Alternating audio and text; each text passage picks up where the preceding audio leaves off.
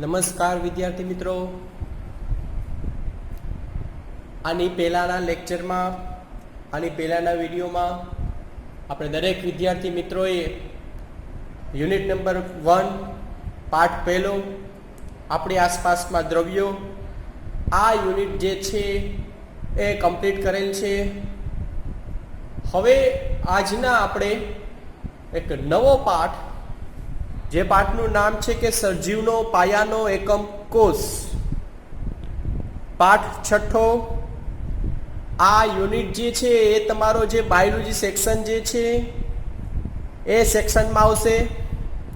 આ યુનિટ આગળના ધોરણ માટે પણ વેરી ઇમ્પોર્ટન્ટ, સમજવા લાયક આ યુનિટ. આ યુનિટ પર આધારિત ઘણા બધા પ્રશ્નો તમારા પેપરમાં, તમારી જે એક્ઝામ છે તેમાં પૂછાય છે. ત્યાર પછીની માહિતી આપું તો હજી એકવાર પણ તમને લોકોને એક ઇન્ફોર્મેશન આપી દઉં કે સાયન્સ રિલેટેડ વિજ્ઞાનનો જે સબ્જેક્ટ છે તેને અનુલક્ષીને તમને લોકોને જો કોઈ ક્વેશ્ચન હોય, કંઈ ક્વેરી હોય, અગાઉના વિડીયોમાં જો ના સમજાણું હોય તો દરેક વિદ્યાર્થી જે તમને લોકોને ઉપર નંબર દર્શાવેલા છે મારા, એ વોટ્સએપ નંબર ઉપર તમે દરેક વિદ્યાર્થી મિત્રો એક પેજમાં તમારો પ્રશ્ન રજૂ કરી શકો છો. તમે કહી શકો છો કે આ લેક્ચરમાં મને આ સમજાયેલું નથી અથવા તો સમજાયું નથી, તો હું ફરી પાછું એનું રિવિઝન કરી દઈશ, રિપીટેશન કરી દઈશ. તો આ એક અગત્યની માહિતી દરેક વિદ્યાર્થીને આપું છું. ત્યાર પછીનો બીજો પોઈન્ટ કે આ એક યુનિટ છે, યુનિટ એવો છે કે સજીવનો પાયાનો એકમ કોષ. આ જે લખેલું છે કે સજીવનો, તમને ખબર છે કે સજીવ અને નિર્જીવ વચ્ચે ફરક શું છે? સજીવ જે છે એનો પાયાનો એકમ જે છે કોષ છે. શબ્દ આવેલો છે કોષ. આ કોષ શબ્દ છે શું? કોષનો અર્થ શું થાય? તો જોઈએ આપણે કે સામાન્ય રીતે કોઈ પણ છોકરાઓ આપણું જે ઘર છે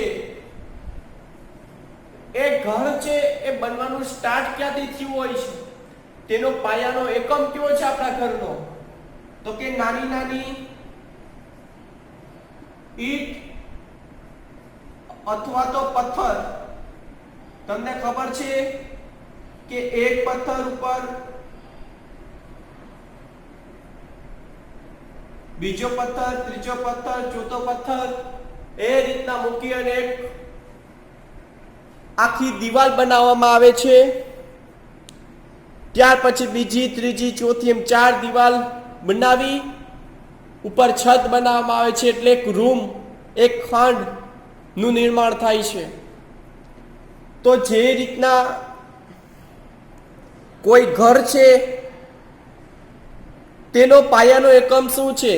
તે બનવાનું આપણે સ્ટાર્ટિંગ ક્યાંથી કરીએ છીએ? તો કે નાનકડા એવા પથ્થરથી, નાનકડી એવી ઈંટથી. તો તે જ રીતના કોઈ પણ સજીવ છે એ સજીવ નો જે પાયાનો એકમ છે એ કેનો બનેલો છે? તો તમારો જે જવાબ આવશે એ જવાબ એવો હશે કે દરેક સજીવનો પાયાનો એકમ જે છે એ છે કોષ. દરેક સજીવ બનેલો છે તો એ છે કોષનું બનેલું. જોઈએ હવે કોષ વિશેની વિસ્તૃત માહિતી આપણે ભણવાની છે આજના લેક્ચરમાં. કે કોષ જે છે એને ઇંગ્લિશમાં કહેવાય છે સેલ. આ જે શબ્દ છે એ લેટિન ભાષાનો શબ્દ છે. કેનો? તો કે લેટિન ભાષાનો એક શબ્દ છે કોષ. એ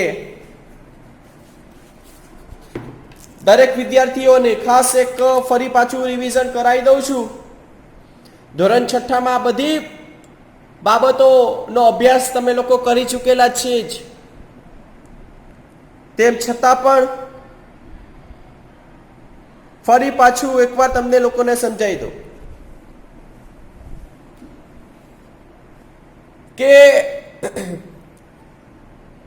એક વૈજ્ઞાનિક હતા જેનું નામ હતું રોબર્ટ હુક. વૈજ્ઞાનિકનું નામ લખું છું અહીંયા, રોબર્ટ હુક. આ વૈજ્ઞાનિકે આજે કોષ જે છે એની શોધ કરેલી. ઈસવીસન 1665 માં રોબર્ટ હુક નામના વૈજ્ઞાનિકે કોષની શોધ કરેલી. આજે એક જૈવ વૈજ્ઞાનિક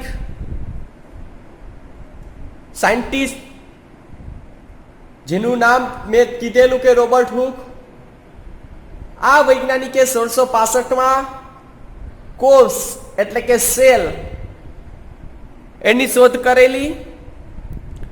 તેને સામાન્ય રીતે તમે સૂક્ષ્મદર્શક યંત્ર એવું નામ સાંભળેલું હશે. હાલના સમયમાં તમે લોકો સ્કૂલમાં આવી શકતા નથી, બાકી તમને લોકોને આપણી જે સ્કૂલની લેબ છે તેમાં દરેક લોકોને હું તમને દેખાડ કે સૂક્ષ્મદર્શક યંત્ર હોય કેવું. તમને સામાન્ય રીતે ખ્યાલ હોય તો તમે જ્યારે પેથોલોજીસ્ટ ડૉક્ટર પાસે જાઓ એટલે કે તમે લેબોરેટરીમાં જાઓ છો, ડૉક્ટર કોઈ ચિઠ્ઠી લખી દે છે કે આ ટેસ્ટ કરાવી આવો, એટલે તમે જાઓ છો ત્યાં તેમની પાસે એક મોટું એવું માઇક્રોસ્કોપ હોય. એ માઇક્રોસ્કોપ એટલે સૂક્ષ્મદર્શક યંત્ર, પણ એ આધુનિક સમયનું છે. આ જે રોબર્ટ હુક જે હતા એ રોબર્ટ હુકે સાવ સાદું માઇક્રોસ્કોપમાં આ જે કોષ જે છે જોયેલા. તો આ રોબર્ટ હુક હતા એને કેમાં જોયેલા? તો કે સૂક્ષ્મદર્શક યંત્રમાં. એક બુચ શબ્દ આવે છે કે બુચ. બુચના પાતળા છેદનું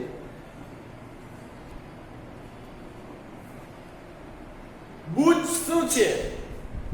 તો કે બુચ એક વનસ્પતિમાં મળી આવતો એક પદાર્થ. આપણે જે છાલ ટાઈપ આપણે જે કહીએ છીએ એ બુચ, જે વૃક્ષની છાલમાંથી આપણે લોકોને પ્રાપ્ત થાય છે, આ જે બુચ છે. તો હવે ફરી પાછું એકવાર કે આ જે કોષ શબ્દ છે એને ઇંગ્લિશમાં સેલ કહેવાય છે, જેનો ગુજરાતીમાં અર્થ થાય છે નાનો ખંડ અથવા તો નાનો ઓરડો. ઓરડો એટલે રૂમ, આપણે જે ઇંગ્લિશમાં કહીએ છીએ રૂમ. તમે કોષ જોવો તો તમને દરેક વિદ્યાર્થીઓને કોષ જે છે એ આપણા શરીરમાં ઘણા બધા જ તમે લોકો જોઈ શકો છો, પણ એ નરી આંખે નથી દેખાતા. એ તમારે જોવા માટે સૂક્ષ્મદર્શક યંત્રનો ઉપયોગ કરવો પડે છે. આ જે છે એ આપણા યુનિટનું ઇન્ટ્રોડક્શન હતું, સ્ટાર્ટિંગ હતું. આ યુનિટમાં આપણે દરેક વિદ્યાર્થીઓએ વિસ્તૃત અભ્યાસ કરવાનો રહેશે કોષ વિશેનો. કોષ જે છે તેમાં આવેલી વિવિધ અંગિકાઓ, જે રીતના આપણા શરીરમાં વિવિધ અંગો આવેલા છે, ફેફસા, હૃદય, મૂત્રપિંડ, જઠર, યકૃત ઇત્યાદિ બધા, તે જ રીતના કોષમાં વિવિધ અંગિકાઓ આવેલી છે જેના નામ આપણે સૌપ્રથમ યાદ રાખીશું. ત્યાર પછી દરેક અંગિકા વિશેનો વિસ્તૃત અભ્યાસ આપણે દરેક વિદ્યાર્થી મિત્રોએ કરવાનો રહેશે. તો સૌપ્રથમ ફરી પાછું એકવાર ફટાફટ રિવિઝન કરી જોઈએ કે સજીવનો પાયાનો એકમ છે કોષ છે. કોષની શોધ કયા વૈજ્ઞાનિકે કરેલી? તો કે રોબર્ટ હુક. ઈસવીસન 1665 કોષ છે એક લેટિન ભાષાનો શબ્દ છે કોષ, સેલ, જેને ઇંગ્લિશમાં શું કહેવાય છે? સેલ.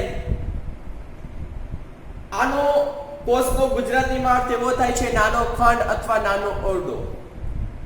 ઈસવીસન 1665 રોબર્ટ હુક નામના વૈજ્ઞાનિકે એક બુચ ના પાતળા છેદનું છેદ, એટલે કે માની લ્યો કે આ જે છે એનો પાતળો છેદ લઈ જોઈએ. એટલે કે દરેક વસ્તુને તમારે જો કોઈ પણ કોષનું જો તમારે અવલોકન કરવું હોય તો તે અંગનું તમારે જે કોષ જોવા હોય તો તે અંગનું જે પાતળા છેદ કરવા પડે છે. જોઈએ હવે આગળ કે હવે કોષ છે તેની અંદર શું આવેલું હોય છે, તેની જે બાહ્ય રચના છે એ કેવી છે, દરેક વિષયનો અભ્યાસ આજના લેક્ચરમાં આપણે દરેક વિદ્યાર્થીઓએ કરવાનો રહેશે. તદુપરાંત કોષ જે છે એ દેખાય છે કેવું એ પણ તમને જોવા માટે હું આની સાથે જ આ વિડીયોના અંતમાં એક 3D ઇમેજ તમારી સામે રજૂ કરીશ. તેમાં તમે લોકો જોઈ શકશો કે કોષ દેખાય છે કેવું. બરાબર છે? તો ચાલો આપણે હવે તેને નિહાળીએ, જોઈએ કે તે દેખાય છે કેવું.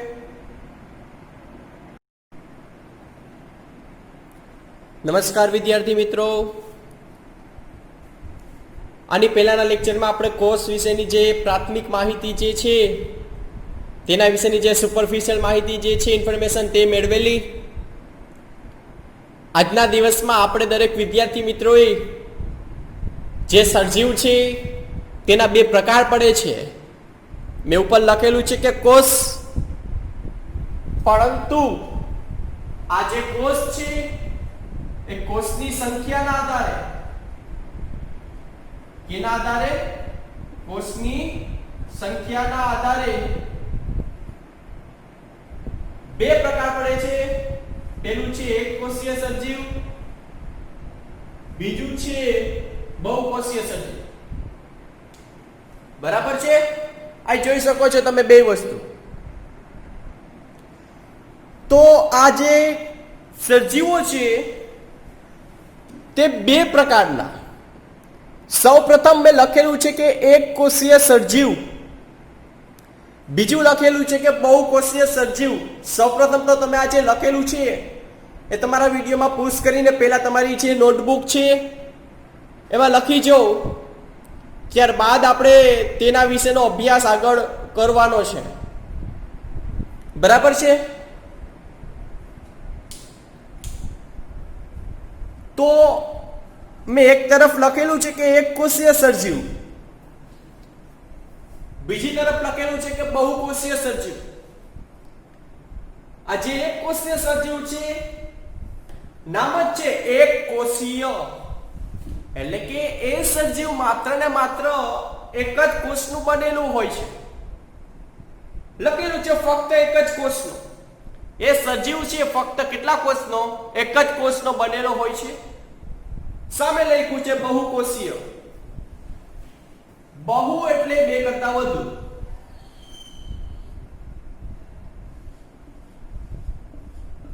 આવી રીતની રચના તમે લોકો જોઈ શકો. કેમાં? તો કે સૂક્ષ્મદર્શક યંત્રમાં. આ ઘણા બધા કોષો હોય છે આપણા શરીરમાં.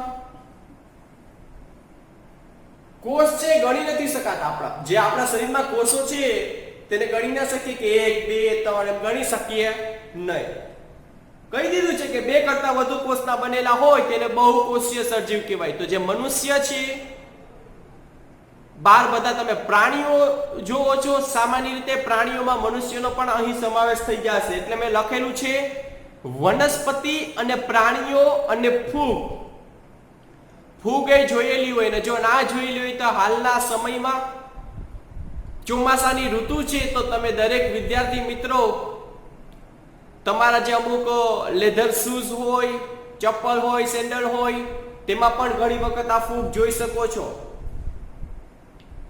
અમુક લાકડું હોય તે તેની ઉપર પણ ફૂગ છે જોઈ શકો છો.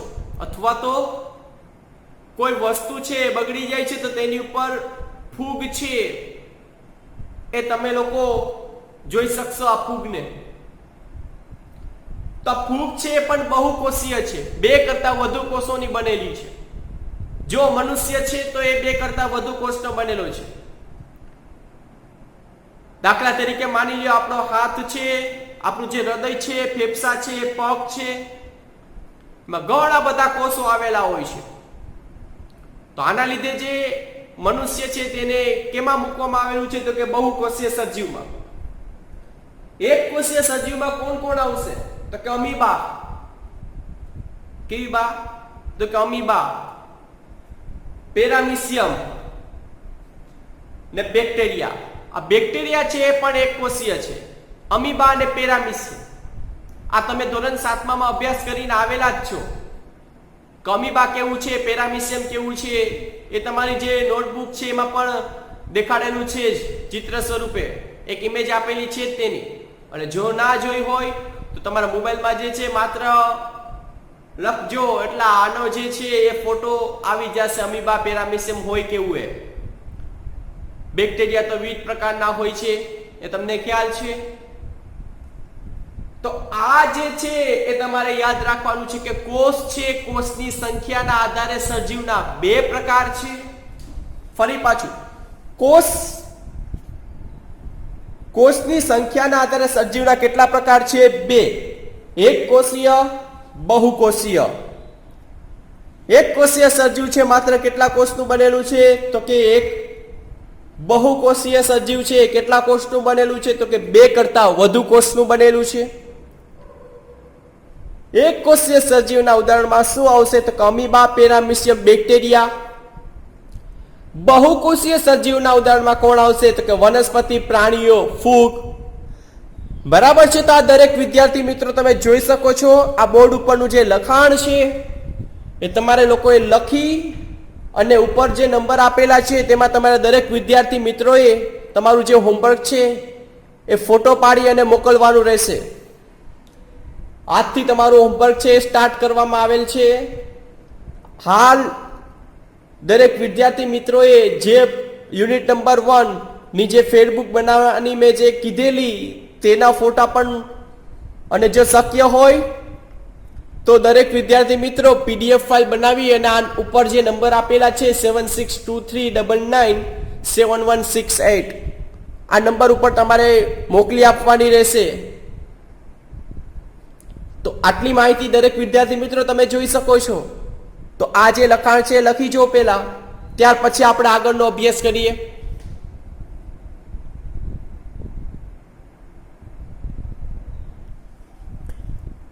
હવે બહુકોષીય સજીવોમાં થાય છે શું જોઈએ. લખું છું અહીંયા બહુકોષીય સજીવ.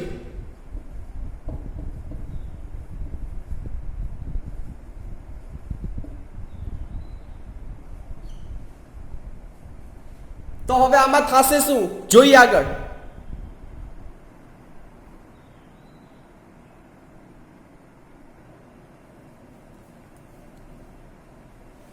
કે માની લ્યો આ એક કોષ છે, આ એક કોષનું આ શું છે એક કોષ. આ એક કોષનું વિભાજન થાય. વિભાજન એટલે તમને ખબર છે એકમાંથી કેટલા બને છે 2 બને. આ પરિભાજન 2 નું શું થશે વિભાજન થાય અને કેટલા બનશે 4. આમ અથવા તો આવી રીતે આ એક કોષમાંથી કોષ વિભાજન દ્વારા, આ એક કોષમાંથી કેના દ્વારા તો કે કોષ વિભાજન દ્વારા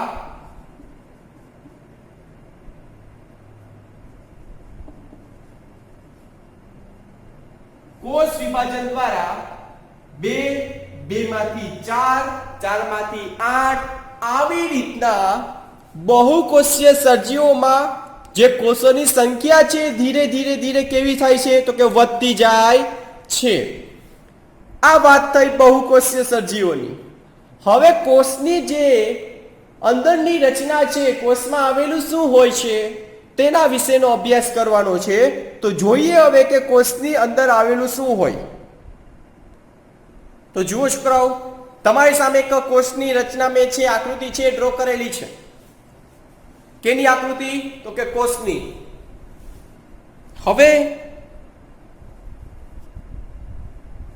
તો કે કોષ જે છે એની વચ્ચે મેં એક નાનું એવું ટપકું કરેલું છે, તેને કહેવાય છે કોષ કેન્દ્ર. આ જોઈ શકો છો દરેક વિદ્યાર્થી મિત્રો, આ જે છે એને શું કહેવાય? કોષ કેન્દ્ર. ત્યાર પછી એની આજુબાજુ જો આ જે દિવાલ જેવું છે આખું, આ એને કહેવાય કોષ દિવાલ. જે વનસ્પતિમાં હાજર હોય કોષ દિવાલ, પણ પ્રાણી એટલે કે આપણામાં આ કોષ દિવાલ આવેલી હોતી નથી. ખાસ યાદ રાખવાનું છે દરેક વિદ્યાર્થીએ કે આપણામાં કોષ દિવાલ ના હોય, વનસ્પતિમાં આવેલી હોય તો કે હા તેનામાં આવેલી હોય. ત્યાર પછી આપણે જોઈ ચૂકેલા કે કોષ કેન્દ્ર, કોષ દિવાલ. હવે જોવાનું છે કોષ રસ. તો કે આ કોષની અંદર એક જેલી જેવું, તમે જેલી જોયેલી જ હશે, એક જેલી જેવું પ્રવાહી આવેલું હોય છે.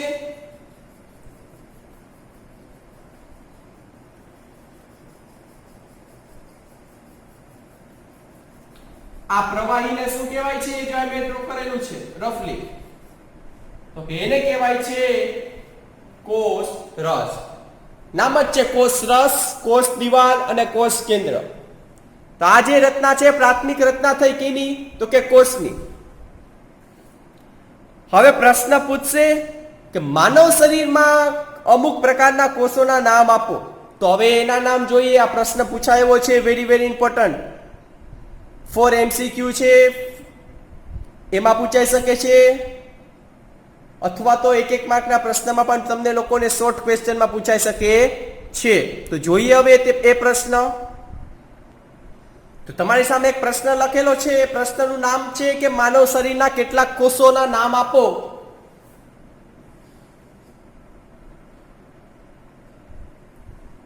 તો જોઈએ કે માનવ શરીરના કેટલાક કોષોના નામ કયા તો કે મેદ કોષ. મેદ એટલે થાય છે કે ચરબીનો કોષ. અમુક જે શરીર છે એમાં જે મેદ છે એટલે કે ચરબી છે એ વધુ પ્રમાણમાં હોય, તમને ખબર છે. તો એ મેદ કોષ. ત્યાર પછી શુક્રકોષ. આ શુક્રકોષ જે છે એ પુરુષમાં જ હોય છે. અંડકોષ તો કે એ જે છે એ સ્ત્રીમાં જ હોય છે.